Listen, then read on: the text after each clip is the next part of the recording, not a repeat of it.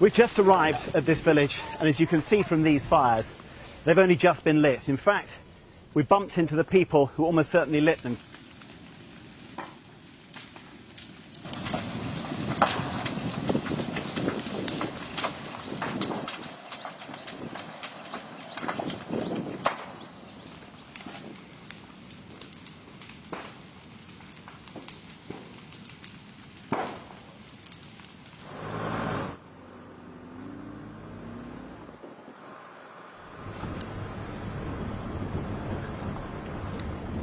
Well, we only got to see a few areas of Mongdor.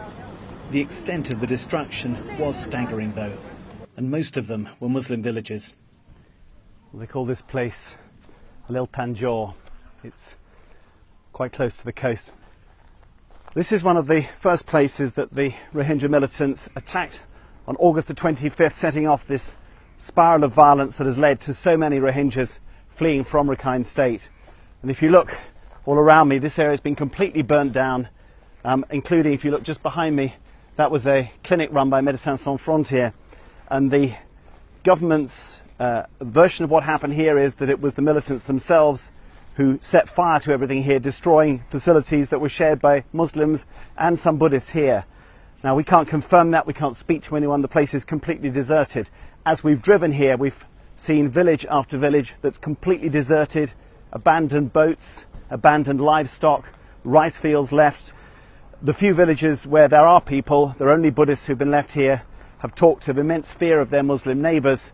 The only Muslims we've spoken to are inside Mongdor town itself. They're also extremely scared. When we asked them who you're most afraid of, they said the government.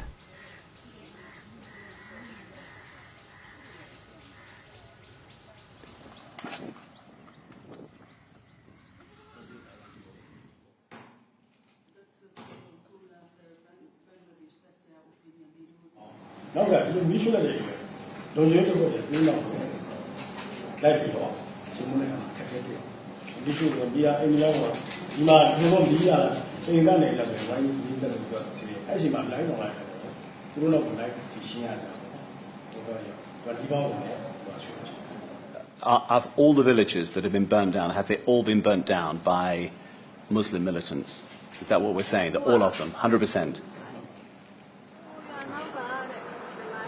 Okay, can we get up? Steve, can we get up?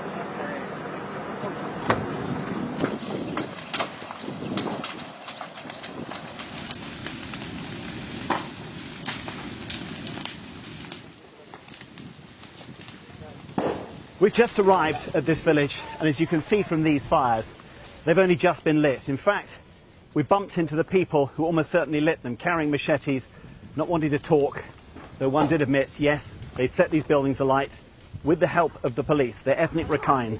This was a Muslim village. Now, the government has claimed that all of the village destruction is at the hands of Muslim militants and Rohingya inhabitants.